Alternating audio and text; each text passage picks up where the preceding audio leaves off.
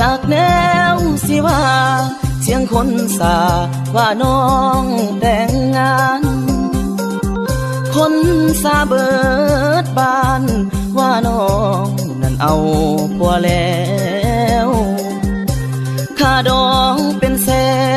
นพร้อมสร้อยแหวนมาขอน้องแก้วน้องเป็นเมียเขาแล้วเอากับหนุ่มเศรษฐีบ่จากแนวสิอยู่เมื่ออายได้หูข่าวเจ้าในนามแฟนเก่าซ้ำใจเมื่อยินคำนี้น้ำตามันไหลเหลือใจคิดทอดคนดีแฟนกันหักมาหลายปีตอนนี้เลยบอกสมหวังสิบน้องสิแต่งสาวสิแต่งคือบ่บอกอายแนวคนหักหมดใจสุดท้ายเป็นผู้ผิดหวังลมงัวมาปิ่นหูได้ยินดนตรีเสียบดังเพลงอวยพรบ่าวสาวสมหวังได้ฟังแล้วใจสิขาดบ่จากแนวสิเว้าเมื่อเจ้านั้นแต่งงานแล้ว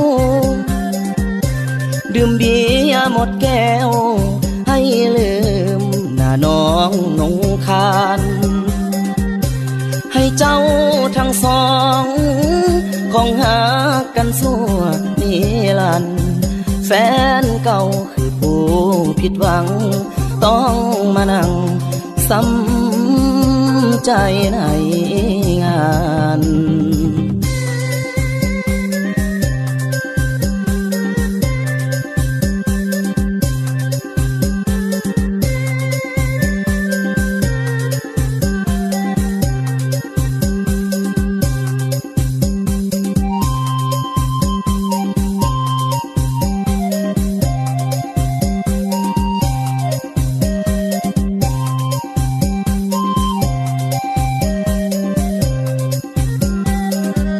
สิบน้องสิแต่ง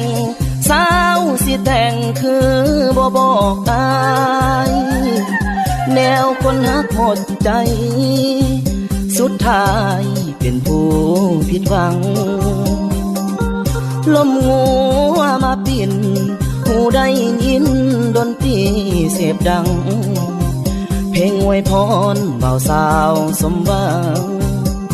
ได้ฟังแล้วใจสิขาดบ่จากแนวสิเว้า